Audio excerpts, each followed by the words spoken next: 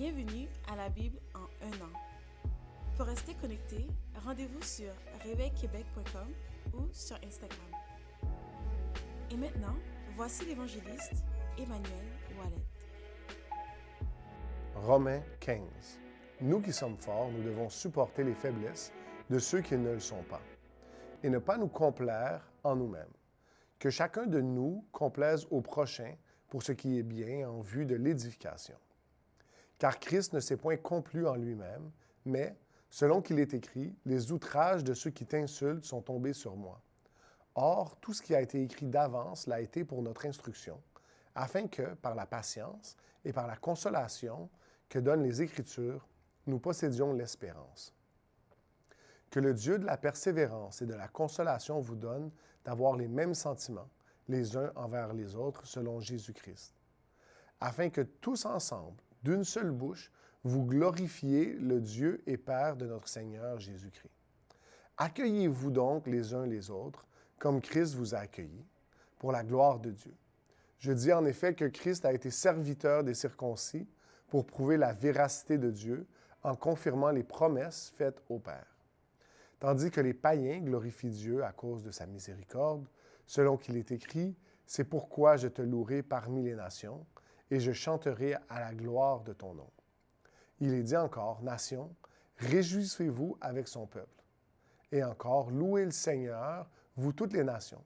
Célébrez-le, vous tous les peuples. » Ésaïe dit aussi, « Il sortira d'Isaïe un rejeton qui se lèvera pour régner sur les nations. Les nations espéreront en lui. Que le Dieu de l'espérance vous remplisse de toute joie et de toute paix dans la foi, pour que vous abondiez en espérance, par la puissance du Saint-Esprit. Pour ce qui vous concerne, mes frères, je suis moi-même persuadé que vous êtes pleins de bonnes dispositions, remplis de toute connaissance et capables de vous exhorter les uns les autres. Cependant, à certains égards, je vous ai écrit avec une sorte de hardiesse, comme pour réveiller vos souvenirs, à cause de la grâce que Dieu m'a faite d'être ministre de Jésus-Christ parmi les païens, m'acquittant du divin service de l'Évangile de Dieu, afin que les païens lui soient une offrande agréable, étant sanctifiés par l'Esprit Saint.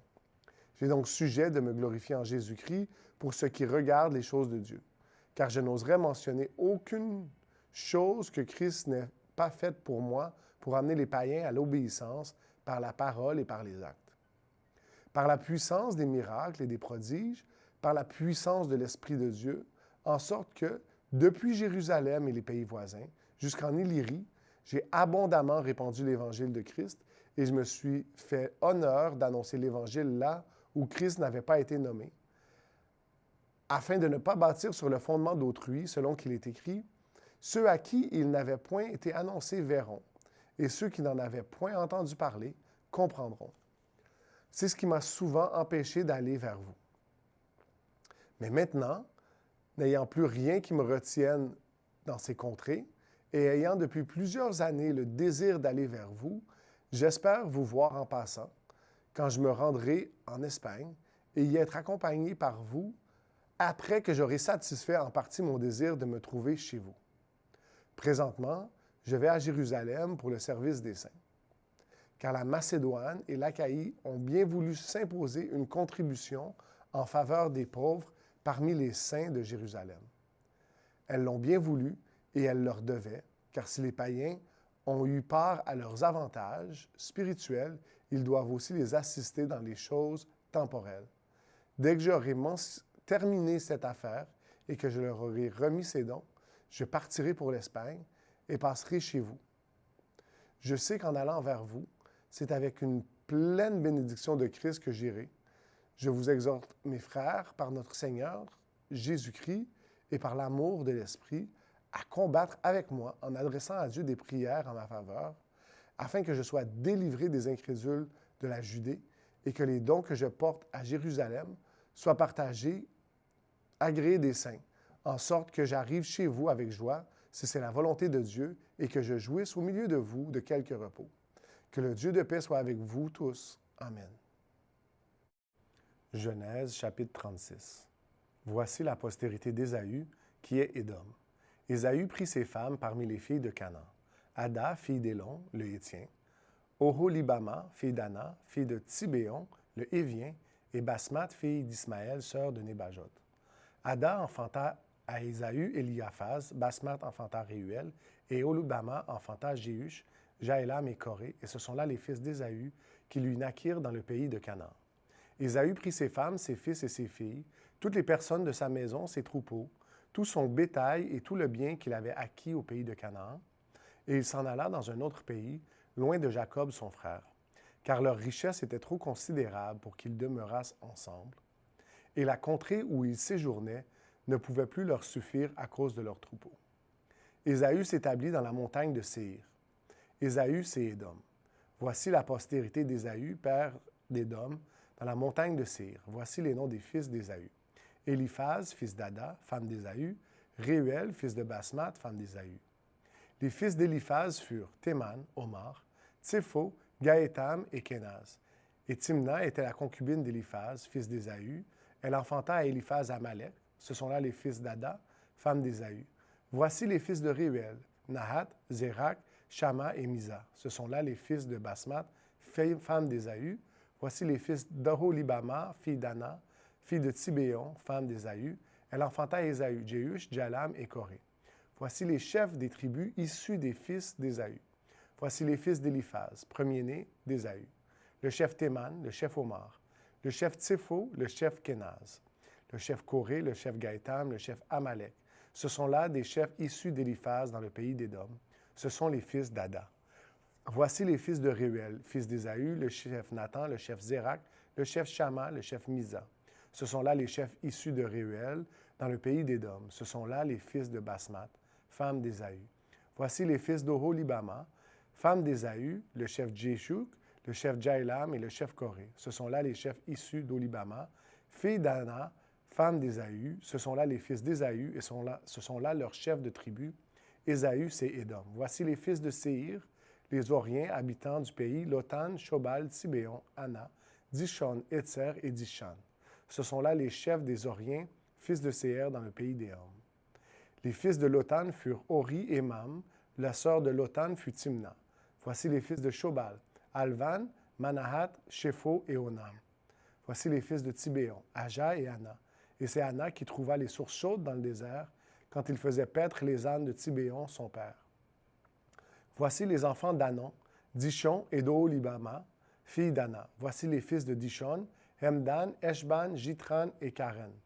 Voici les fils d'Etzer, Bilan, Zavan et Akan. Voici les fils de Dishan, Utz et Haran. Voici les chefs des Oriens, le chef Lotan, le chef Shobal, le chef Tibéon, le chef Anna. Le chef Dishon, le chef Etzer, le chef Dishan. Ce sont là les chefs des Oriens, les chefs qu'ils eurent dans le pays de Ser. Voici les rois qui ont régné dans le pays d'Édom, avant qu'un roi régnât sur les enfants d'Israël. Béla, fils de Béor, régna sur Édom, et le nom de sa ville était Dinaba. Béla mourut, et Jobab, fils de Zérak de Botsara, régna à sa place. Jobab mourut, et Husham, du pays des Thémanites, régna à sa place. Husham mourut, et Hadad, fils de Bédad, régna à sa place. C'est lui qui frappa Madian dans les champs de Moab. Le nom de sa ville était Avit. Hadad mourut, et Samla, de Masréka, régna à sa place. Samla mourut, et Saül, de Réhoboth sur le fleuve, régna à sa place. Saül mourut, et Balanan, fils d'Akbor, régna à sa place. Balanan, fils d'Akbor, mourut, et Hadar régna à sa place. Le nom de sa ville était Pahu, et le nom de sa femme, Mehétabébel, de Matrab, fille de Mézahab. Voici les noms des chefs issus d'Ésaü, selon leurs tribus, selon leur territoire et d'après leur nom. Le chef Timna, le chef Alva, le chef Déteth, le chef Oholibama, le chef Éla, le chef Pinon, le chef Kenaz, le chef Théman, le chef Mitzbar, le chef Magdiel, le chef Imran. Ce sont là les chefs d'Édom selon leurs habitations dans le pays qu'ils possédaient. C'est là Ésaü, père d'Édom. Proverbe, chapitre 14, versets 1 à 14. La femme sage bâtit sa maison, et la femme insensée la renverse de ses propres mains. Celui qui marche dans la droiture craint l'Éternel, mais celui qui prend des voies tortueuses le méprise. Dans la bouche de l'insensé est une verge pour son orgueil, mais les lèvres des sages les gardent. S'il n'y a pas de bœuf, la crèche est vide. C'est à la vigueur des bœufs qu'on doit l'abondance des revenus. Un témoin fidèle ne ment pas, mais un faux témoin dit des mensonges.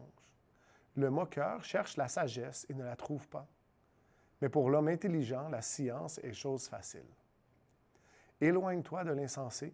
Ce n'est pas sur ses lèvres que tu aperçois la science.